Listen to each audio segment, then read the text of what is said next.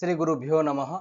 आज आम दशम श्रेणी संस्कृत पुस्तकर अनुच्छेद विभागर तृतीय अनुच्छेद बुद्धिर्जस्य बलम तस्य अनुच्छेद को पढ़ा ता सहित आम अभ्यास कार्य को भी करवा।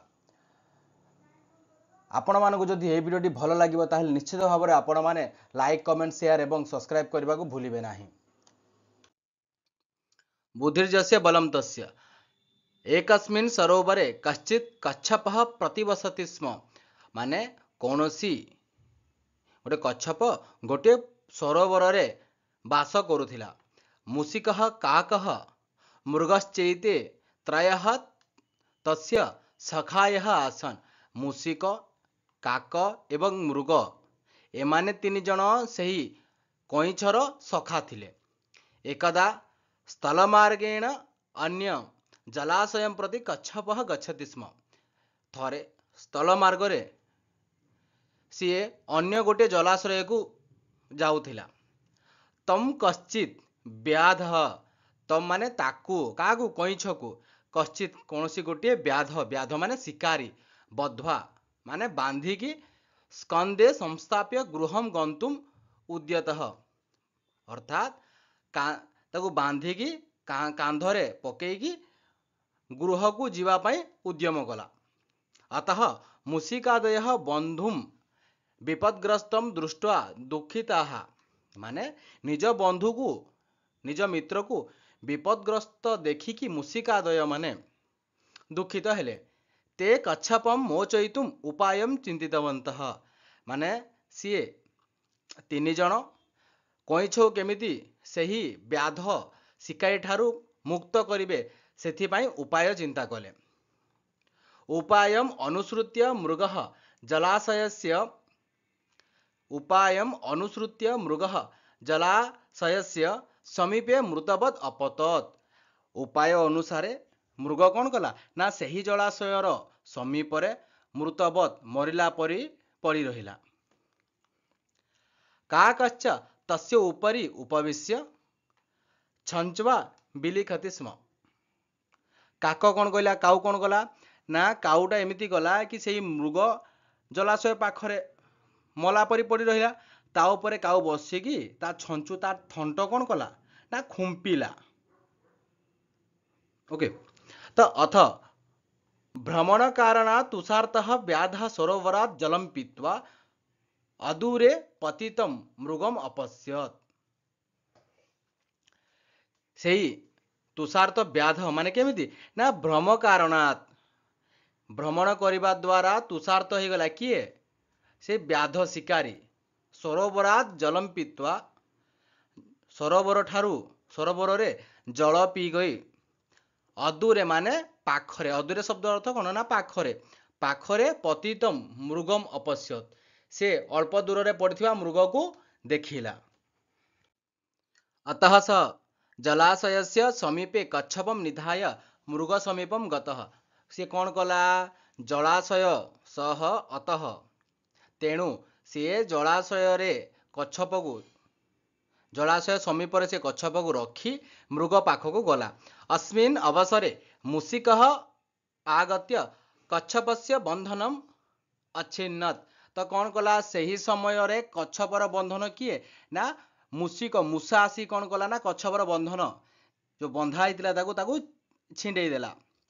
ततः बंधन मुक्त कच्छपः ततः बंधन मुक्त सेठारु बंधन मुक्त कच्छपः जलाशय प्रविष्ट। कौन कला रे बिले ना बंधन मुक्त कच्छप कौन कला ना जल भितर पशिगला। मृग काको अपि आगच्छन्तम व्याधम दृष्ट्वा आसुथिबा व्याघ को मृग आ काऊ देखिकी दृष्ट्वा सत्वरम शीघ्र पलायितौ कि से कौन है दिजन पलि गले चली गले। अथ सह व्याध मृगलोभेन पूर्वगृहीतम कच्छपम न प्राप्तवान। से कौन कला रे बिले से मृगर लोभरे से शिकारी जनक जो पूर्वर धरिथिबा कच्छप भी पाइला नाही। अतः व्याध निराशः सन गृहम प्रस्थितः। से व्याधरा केमती हला शिकारीटा निराश होइकी गृह को प्रस्थान कला। सुष्टु उक्तम ठीक कहा जाइछि यो ध्रुवाणी परित्यज्य अध्रुवाणी निवेशते ध्रुवाणी तस्य नश्यन्ति अध्रुवम नष्टमेव हि। यही श्लोकर अर्थ एमिति अछि जे निश्चित वस्तु को छाड़ी अनिश्चित रे मन बोलाए। आम पाखरे जेउटा निश्चित अछि जदि आमे ताहाको छाड़ी जदि आमे अनिश्चित अस्थायी वस्तु उपर को जदि मन बोलेइबा मन नेबा निश्चित तार हाथरू चली जाए। माने आमर हाथरू कौन निश्चित जोड़ा अच्छी सेटा चली जीव एवं जहा अनिश्चित ताहा अनिश्चित ही होता है। माने जोटा अनिश्चित सेटा अनिश्चित ही जोड़ा निश्चित अच्छी सी भी आम हाथरू चली जीव। तो एबे यार अभ्यास को देखिबा। चलो एबे अभ्यास कार्य देखिबा। प्रथम प्रश्न कच्छपस्य के बांधवा आसन कईछर किए बंधु थिले किए किए बंधु थिले। तो प्रथम रे मूषा काऊ और मृग तीन जन बंधु थिले। एक पोखरी रे बास करुथिबा कईछर मूषा काऊ और मृग तीन जन बंधु थिले। परवर्ती प्रश्न मूषिकादय बांधवा कथम उपायम चिंतितवन्तः। तो मूषिकादय जो मूषिक काऊ हरिण जो तीन जन बंधु थिले से माने किपरि उपाय चिंता कले ना बंधा कईछ को व्याध शिकार ठारू केमिति मुक्त करिवे।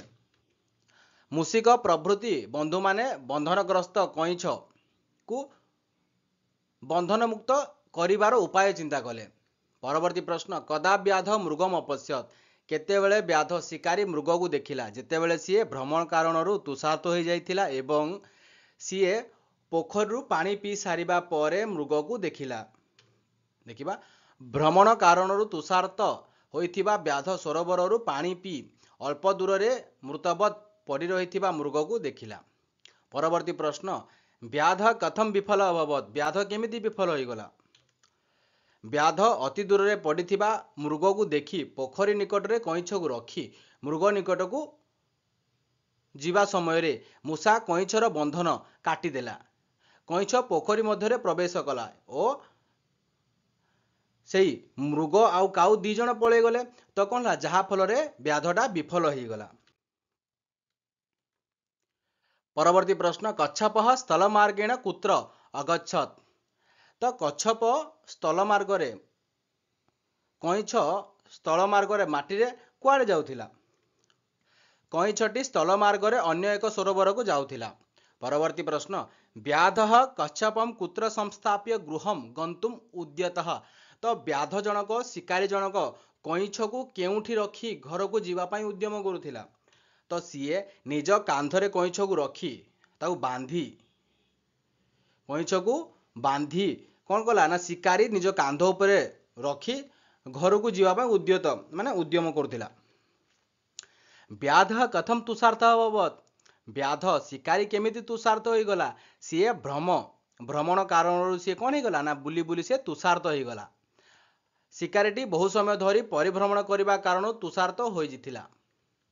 परवर्ती प्रश्न कौ सत्वरम पलायितौ केउ दुई जन शीघ्र सत्वरम पलई गले।